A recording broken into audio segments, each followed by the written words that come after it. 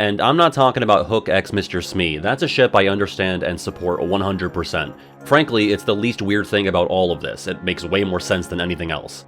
I'm talking about the Jolly Roger, specifically as it appears in Kingdom Hearts 1. I know this might seem like a weird thing to make a video about, but I've been thinking about this scurvy-ridden vessel ever since I first played the game. I mean, not constantly thinking about it, but like, every other day. That's normal, right? It's always been lurking in my head, circling my brain for 23 years. KH1 throws a lot at you, especially in the back half, and so before I could ever truly unpack and try to explain the oddity that is Hook's pirate ship, I was bombarded by the events of the endgame. Almost as if the game itself is saying, hey, don't think too hard about any of this because it really doesn't make any goddamn sense. Here's Hollow Bastion. Look at Ansem's nipples. My strength!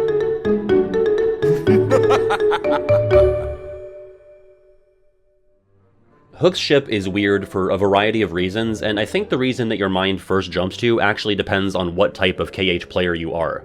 If you're a speedrunner, and I've dabbled in the past, you might refer to the ship as less weird and more infuriating, and that it might just decide not to show up when you're making great time after clearing Halloween Town. If you're someone who's really into the aesthetics of this game and its environments, it might stick in your craw how Hook's ship takes on this vibrant Toontown form when it rams your gummy ship, but then upon setting foot on its deck, it looks much more faithful to its appearance in the 1953 movie. Wouldn't it have been extra work to essentially design the ship twice? From a development and resource management perspective, I can't really figure out why they did that, but I can kinda try to muster up an in-universe lore reason, maybe. I think it could fall under the ever-amorphous World Order umbrella that KH1 likes to wave around, or in the case of this pirate ship, World Odor might be more appropriate. Look at these stinky bitches. If you're watching this in 2060 or 1960, make sure to disable smell-o-vision by clicking the settings gear.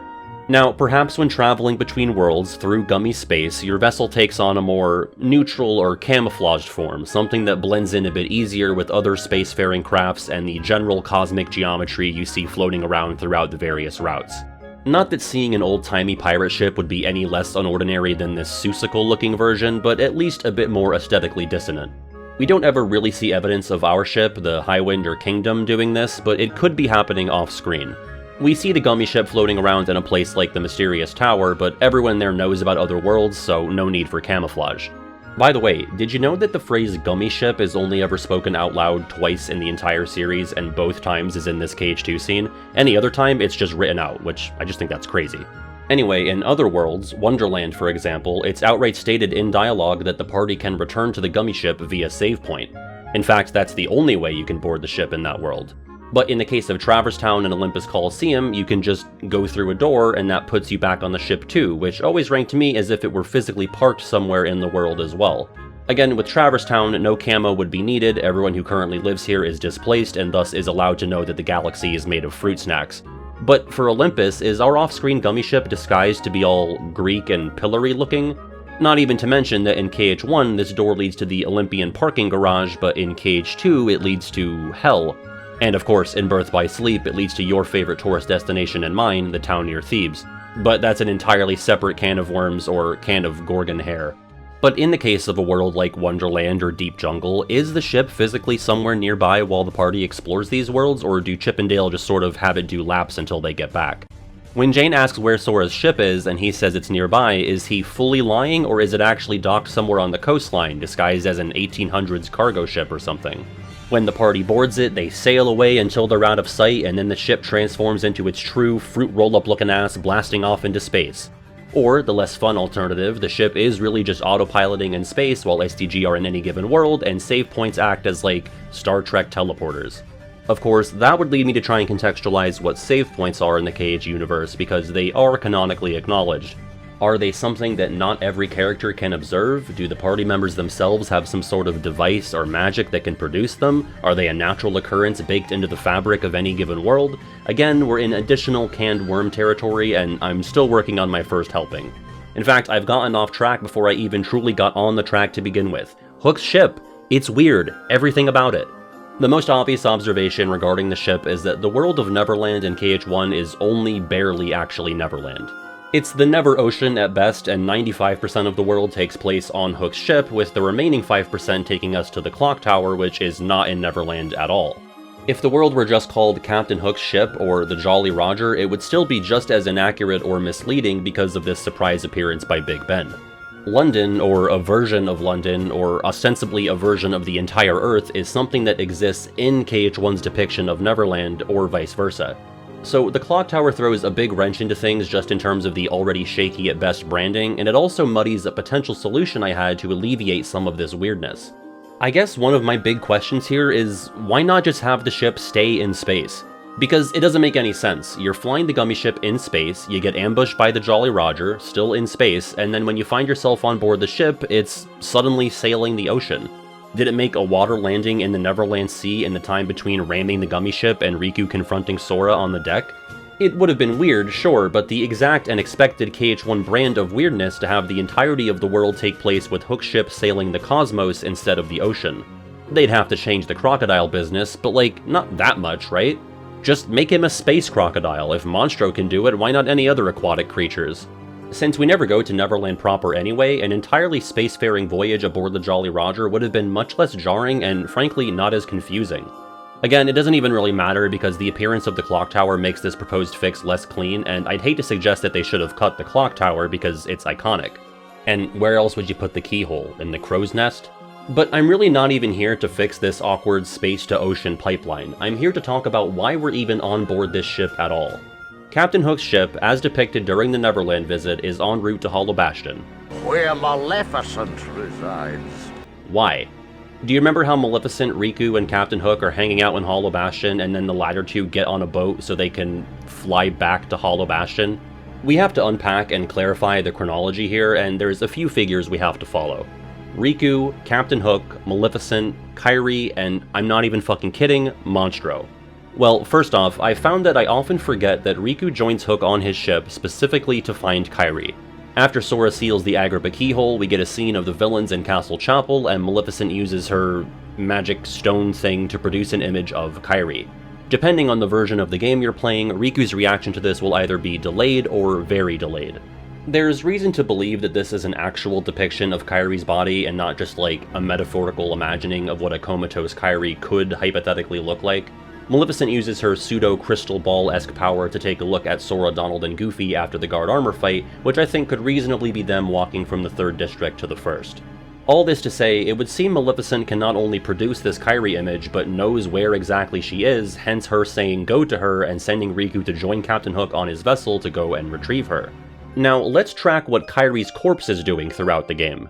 Well, that's part of our problem here, we really can't. From her getting whooshed out of the secret place to later seeing her lying on the bed in the captain's cabin aboard Hook's ship, we have zero clue where she physically is. Because outside of the apparitions we see of her in Deep Jungle, Traverse Town, and the aforementioned Maleficent-created projection, she doesn't physically appear at all from Destiny Islands until right after you clear Monstro. Ignoring the fact that you don't even have to do Monstro, which is crazy, but I digress. So, as a kid, I never truly tried to untangle this, and make no mistake, this is exactly what Nomura and company were hoping for, but that's no fun. I guess I always just thought, oh, she ended up on Hook's ship. We don't see the actual Kairi for that entire middle chunk of the game, but here she is, mystery solved. Except that doesn't make any sense, like obviously she didn't just apparate onto this comfy bed, otherwise why would Riku and Hook be getting on the ship and taking a voyage if she is simply already right there on a ship that's supposedly parked right outside Hollow Bastion? Get it together, Kid Patty, use your brain. And even if the ship isn't right nearby and Riku and Hook use a dark corridor or something to teleport to the ship, you're telling me Hook never thought to like, tell Maleficent about the rando girl taking a dirt nap in his cabin? Would be a crazy little detail to not bring up given that the whole plan involves finding and kidnapping a bunch of young girls. So where was Kairi's body for the majority of the game? We need to figure that out so we can figure out what we're doing on this fucking boat. Unfortunately, I've got like 5 to 6-ish potential answers to that question. Again, to be clear, there is no true answer here, and we're not supposed to be thinking about any of this, but too bad we're here and we're doing that. I think one of the easiest and least complicated explanations is that Kairi is literally just floating out there in gummy space. She looks stiff as a board in this projection, so maybe she's chilling on an asteroid or something. But then it would kinda make sense. Maleficent has located the body, don't ask me how that works, it's the same magic or power of darkness that brings back Ursula in KH2, but upon locating her, she directs Riku and Hook to board the spacefaring vessel which the Jolly Roger is capable of being, because of pixie dust, and they find Kairi on some asteroids, scoop her up, and then they're gonna bring her back to Hollow Bastion. This scenario would explain why we need to use a ship to retrieve her at all, easy peasy. Except that wouldn't really be consistent with what happens to any other displaced characters in this game. Characters like Sora, Pinocchio, and the Dalmatians end up in an actual world, so it would definitely be odd if Kairi just missed her exit and got stuck on some jello block. I want to take a look at Secret Ansem Report 11, where Ansem the Wise talks about the Realm Between and Corridors of Darkness. My friend has been fighting in the Realm of Darkness. Most likely he found his way there through Traverse Town. Like Castle Oblivion, it also rests in the cleft between light and dark. It is where those who have barely escaped the destruction of their worlds eventually find themselves. This Realm Between is quite unstable, with corridors of darkness appearing from time to time. Whenever a world disappears, some of its inhabitants must arrive here through these corridors.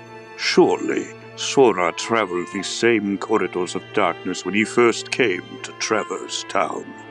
Just want to shout out one of my longtime patrons, Barnabas, for the reading there. I swear I don't actively look for excuses to talk about Ansem the Wise just so I can keep getting his voice in these videos, it just naturally keeps coming up. I mean, I could have read it in my lame regular Pat voice, but it just would have been worse. I also want to thank Otto for reminding me of this secret report because I completely forgot about it and it provides us with an interesting alternate scenario. So, to summarize, people who have their worlds destroyed but manage to survive and escape often, potentially exclusively, find themselves hurtling through a corridor of darkness and landing in the Realm Between, which, if you couldn't tell by the name, consists of worlds between the realms of light and darkness. Traverse Town is chiefly the one being referenced by Ansem the Wise here, but the Realm Between is also populated by the aforementioned Castle Oblivion, formerly and futurely the Land of Departure, as well as the End of the World that never was, Twilight Town, and its sometimes adjoining room, the Mysterious Tower. So Ansem the Wise seems fairly confident in how these corridors and worlds between realms work, and we do see firsthand that Sora arrives in Traverse Town, so maybe the most likely outcome of Kairi's ejection from Destiny Islands is just the same as Sora's. Traverse Town is essentially the refugee capital of the universe in KH1, so wouldn't be too far-fetched.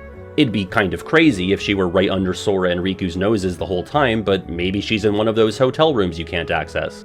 Sure, Maleficent herself is skulking around Traverse Town before locating Kairi back at Castle Chapel, but I'm not really sure if Kairi was fully on her radar until Riku made it clear what he wanted in return for kidnapping Jasmine. Or, and this could be fun, maybe Traverse Town is the most likely place she could have wound up, but if any Realm Between worlds are fair game in these scenarios, she could have ended up in a place like Twilight Town. Imagine Riku and Hook taking a road trip to Twilight Town, but in KH1. Isn't that spooky? But anyway, is it as simple as that? Is Kairi basically guaranteed to have ended up in a Realm Between world based on the knowledge that we have? I'm sure at least some of you have been screaming for a few minutes now, no, because what about Riku? And that is a great point. It would seem as if Riku is the exception to the rule. He ends up in Hollow Bastion, which is definitively not in the Realm Between. Despite its decrepit appearance, it's very much in the realm of light.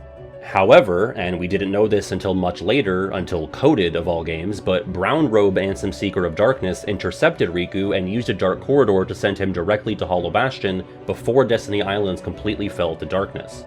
So while the natural way of the world would seem to follow those Realm Between guidelines for displaced denizens, Ansem SOD essentially meddled to have Riku get spit out in a world outside that realm.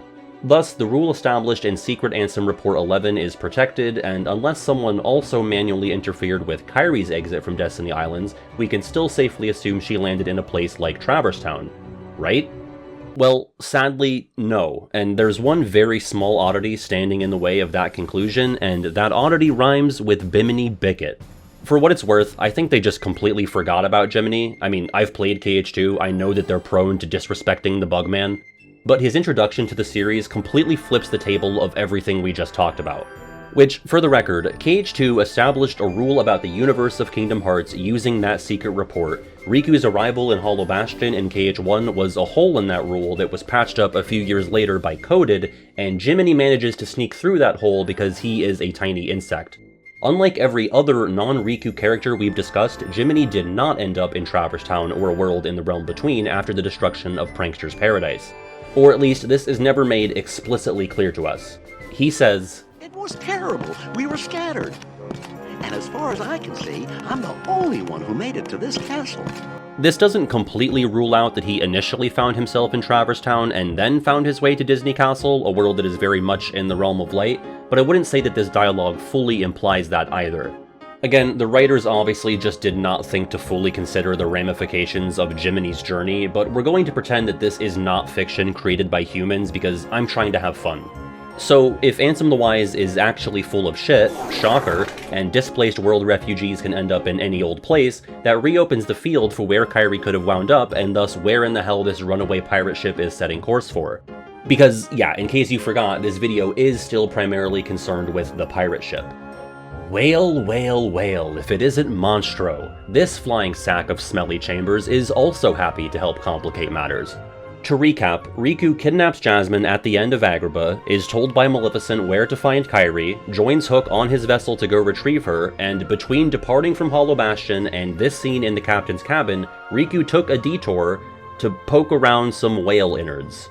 So, like, what the fuck is going on here? He got off the ship to explore Monstro?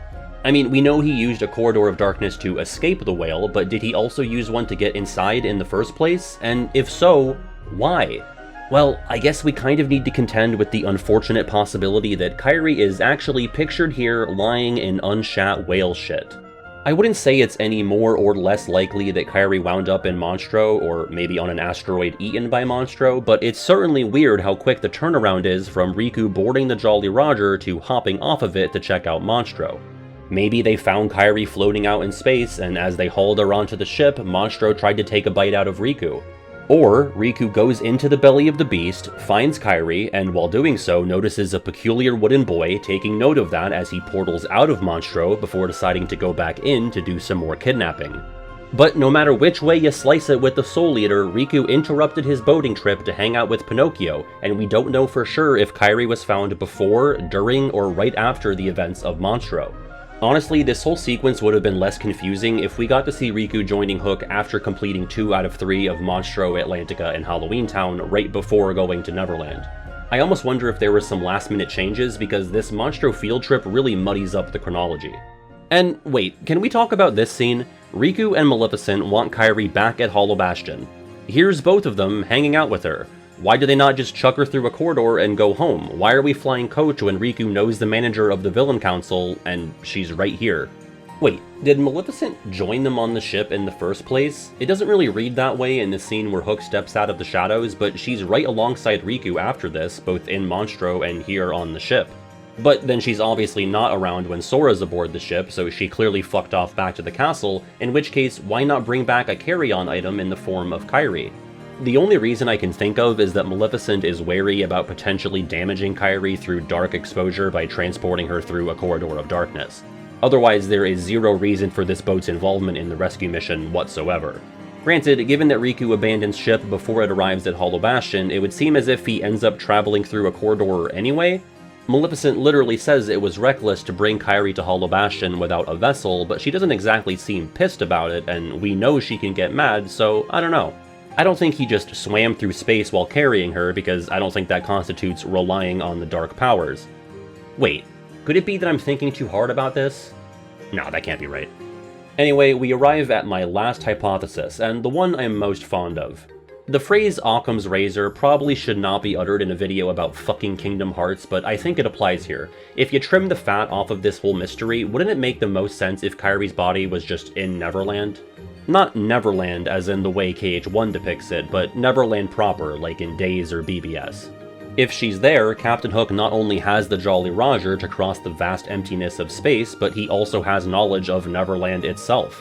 There'd obviously be no villain in the council more well-equipped to help locate and retrieve her. But my favorite theory of where Kairi was places her specifically at the clock tower, because there is so much, not cut content per se, but like on the cusp of being cut content of Riku and Kairi at the clock tower. The very last scene of Birth by Sleep Final Mix has that pseudo-teaser for the never-produced BBS Volume 2, which features a few seconds of Riku carrying Kairi at the clock tower. Which, this scene is so weird, it's like the least canon thing in a canon game, but stay with me here. In the ancient KH1 beta trailer, there is yet another shot of Riku doing some Ezio Auditore shit at the top of the clock tower. Once again, this was obviously cut, and nothing of the sort ever appears in the final release of the game. But once again, we can turn to frickin' Recoded to find a finally, truly canon depiction of Riku and Kairi at the clock tower. Granted, this provides us with zero context as to when this scene took place, but it's very much implied to have actually occurred at some point. And there are various ideas about when this could have happened, sometime after Monstro but before the Jolly Roger intercepts SDG, right after Riku summons Anti-Sora, or a secret third thing. But you basically cannot convince me that a scene of Riku and comatose Kairi at the clock tower was not cut from KH1 for either pacing or resource-related reasons. I think Birth by Sleep Volume 2, if it ever came to be, would have definitively filled these gaps and kept this video from ever being made. Would have saved you a few minutes and me a lot of minutes, but I don't mind keeping a little mystery in play. That's where this series shines, and I wouldn't have it any other way. By the way, where does the gummy ship go when it gets ambushed by the Jolly Roger? Do SDG just get ejected from the ship by the force of the impact? Is there a KH3 style boarding minigame that Hook and the pirates have to play after this abrupt cut to black? Did they literally capture the gummy ship and then stored it somewhere in the ship's hold? And the same question applies to Monstro. Like, we literally see Monstro swallow the ship and it's nowhere to be found inside the mouth. Did it slip into Monstro's colon or get lost behind an intestine? Did SDG fall out of the ship upon getting swallowed, but then Monstro spit it out because the gummy ship's bright colors are actually meant to signify to predators that it tastes terrible? And another thing, who is even steering the ship after we complete Neverland? Are we meant to believe that... Oh man, the drought's really getting to Pat. We need news so bad. Look what he's been reduced to. Listen to me. Listen, I don't think about Kingdom Hearts 4. I don't know who that is. Who is she? Missing Link, what is that? Is that like a rock band? You know, I have come to terms with the fact that my bread and butter is nearly exclusively talking about inane things from old video games, and that's just not likely to change anytime soon, regardless of what the most recent game is. But I do hope you enjoyed this one. Between this one and the economy video, I've recently been, you know, deep diving into these nichest of niche topics. If you enjoyed, it would do the channel a mountain of good if you could spare a like for your boy. And subscribe if you want to keep up with what I'm up to. And of course, as always, if you really enjoyed the video, consider checking me out on patreon.com/regularpat. That is the cleanest and quickest way to support the sustainability of the channel. Really keeps me going, and I need that, so thank you. But that's all. Thank you again for watching. Hope you have a great rest of your day, and stick around after the credits for a little bonus. Okay, bye.